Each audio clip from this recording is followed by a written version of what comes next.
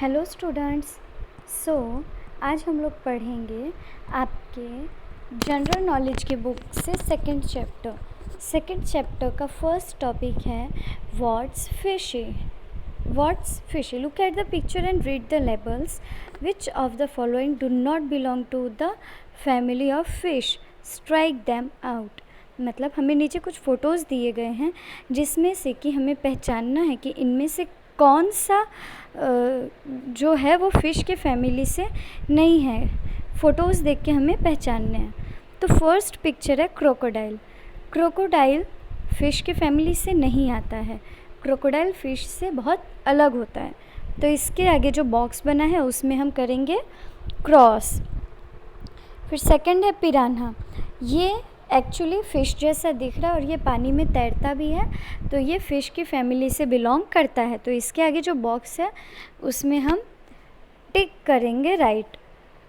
Next है jelly fish. इसके तो नाम में ही फ़िश है, ये इसलिए फ़िश के फैमिली से ही होगा, तो इसके आगे भी हम राइट करेंगे।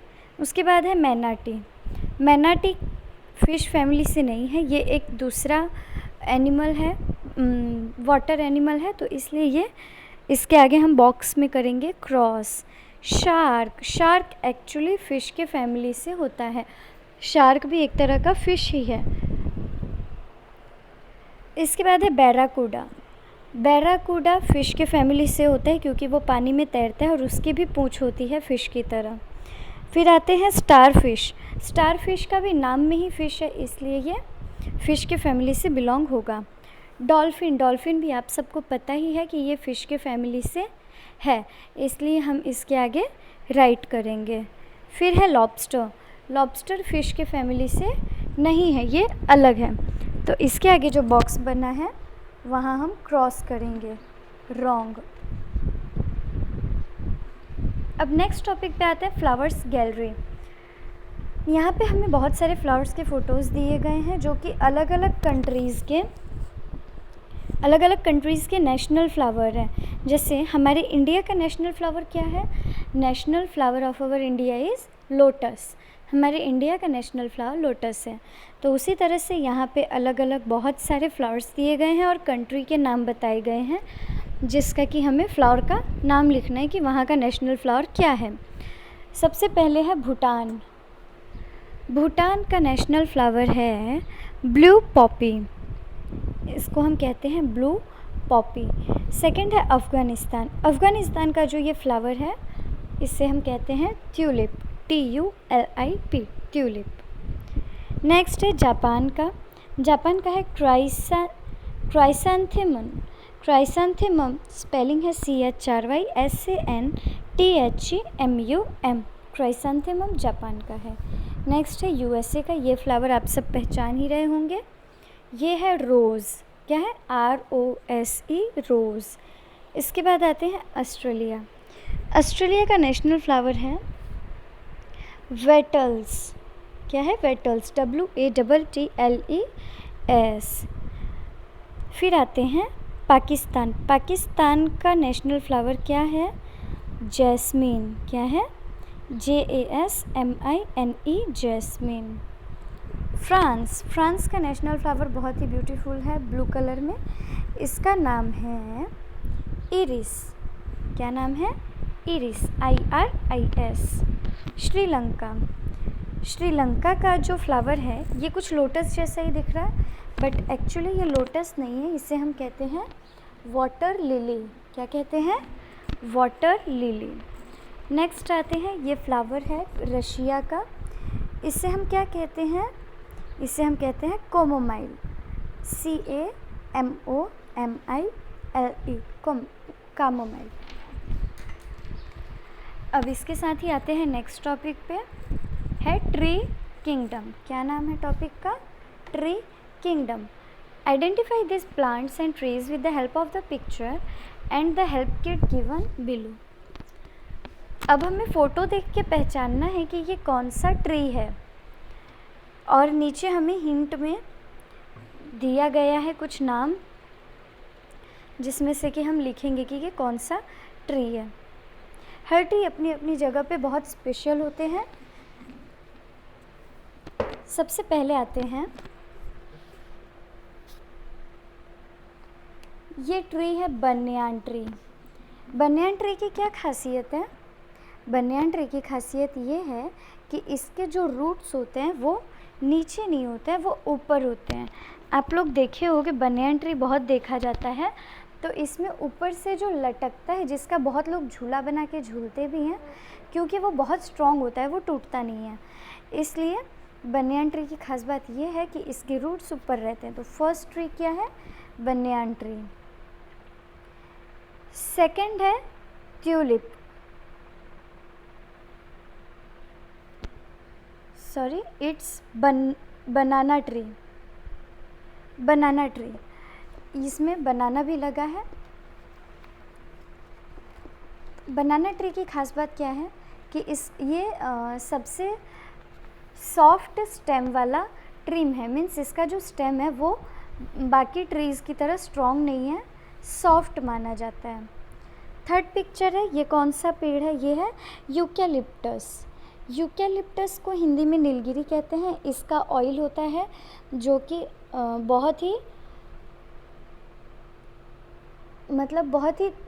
बेनिफिशियल होता है, मतलब बहुत फ़ायदेमंद होता है। नेक्स्ट आते हैं, ये पाम ट्री है। कौन सा ट्री है? पाम ट्री है।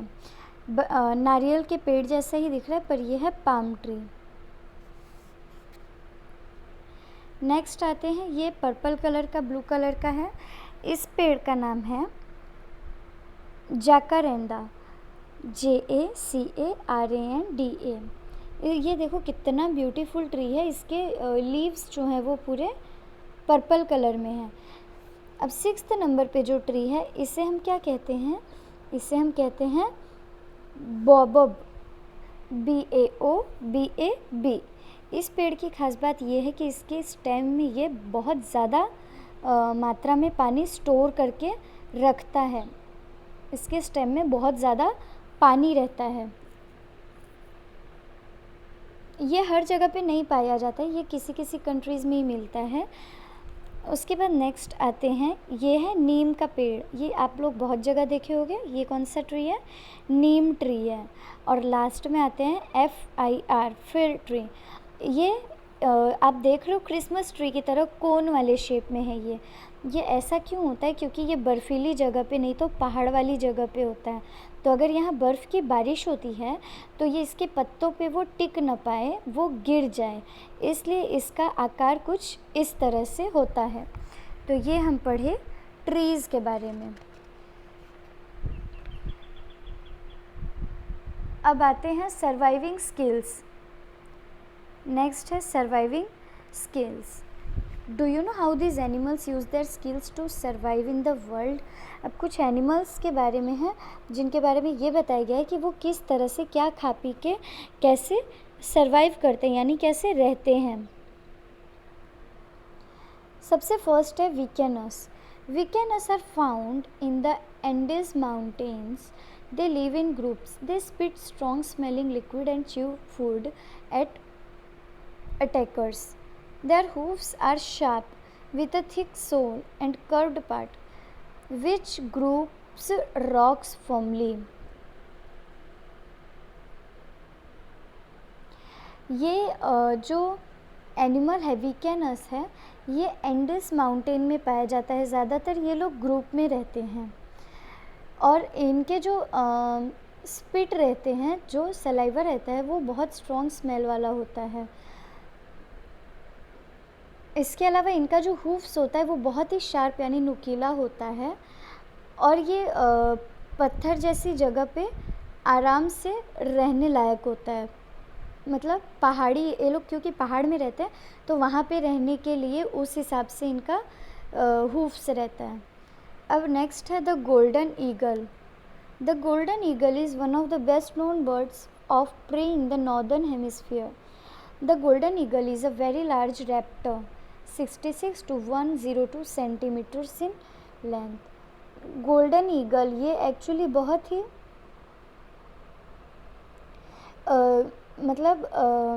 बेस्ट प्रे यानी शिकार को बहुत ही बेस्ट तरीके से अपने शिकार करने के लिए जाना जाता है। नॉर्दर्न हेमिस्फीयर में ज़्यादा ये मिलता है। गोल्डन ईगल एक्चुअली बहुत बड़ा बर्ड होता है। 66 to 102 सेंटीमीटर इसकी लंबाई होती है, लेंथ होता है। ये इतना बड़ा बर्ड होता है। इनकी नज़रें भी काफ़ी तेज़ होती है एक्चुअली, इसलिए ये लोग ऊपर उड़ते रहते हैं बट इनको नीचे अपना शिकार आसानी से दिख जाता है। अब आते हैं chamois. Chamois are good climbers. They live in herds. One member of the herd looks out for danger and whistle to warn the others. In winter, they come down the mountains in search of pine shoots and other things to feed on. They are found mostly in the mountainous areas of Europe and Asia. कैमियर्स जो होते हैं ये चढ़ाई बहुत अच्छी तरह से कर लेते हैं, इसलिए ये पहाड़ों पे अक्सर मिलते हैं। ज़्यादातर यूरोप या एशिया के पहाड़ी इलाके में ये लोग पाए जाते हैं। ये लोग ग्रुप में रहते हैं और ग्रुप के किसी एक भी मेंबर को अगर डेंजर लगता है कि हाँ नहीं कोई शिकार करने आ रहा है या किसी भी तरह का कोई डेंजर उनको पता चलता है, तो वो विसल यानी सीटी बजा के दूसरों को वॉर्न यानी चेतावनी दे देते हैं। विंटर के टाइम पे ये लोग माउंटेन से नीचे आते हैं अपने फूड के सर्च में, खाना ढूंढने के लिए, और ज़्यादातर ये यूरोप या एशिया साइड पाए जाते हैं। अब आते हैं pika. Pika is a round eared tailless animal. ये एक्चुअली राउंड इनका कान होता है और बिना पूंछ का एनिमल है ये। It is sometimes called mouse hare because of its looks. ये जिस तरह से दिखता है उसकी वजह से इसको माउस हेयर भी जाना जाता है। It is found in Asia, Europe and in some parts of North America.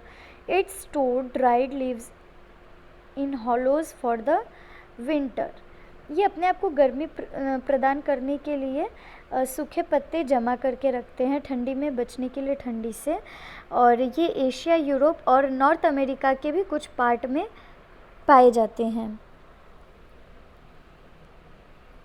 अब नेक्स्ट है रॉकी माउंटेन गोट, यानी ये गोट की फैमिली से बिलोंग करता है। रॉकी माउंटेन नाम से पता चल रहा है कि ये पहाड़ पे चढ़ने वाला गोट है।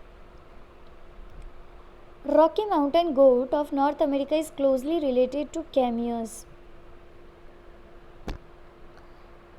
Its cloven hooves help it to climb steep rocks to escape hunters.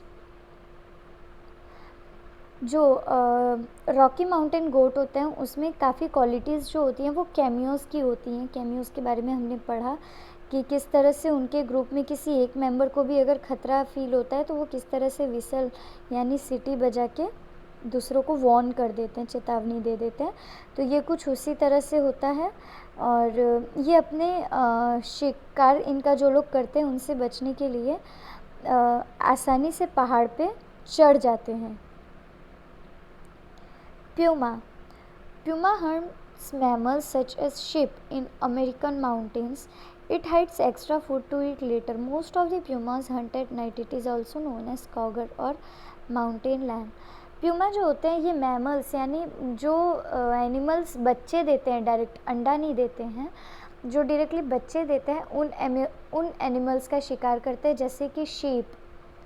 ये लोग क्या करते हैं अपना फूड स्टोर करके बाद के लिए भी रखे रहते हैं ताकि उनको बाद में कभी ऐसे बाई चांस फूड नहीं भी मिला तो उसका उनको टेंशन नहीं रहता, वो लोग अपना रखते हैं जमा करके।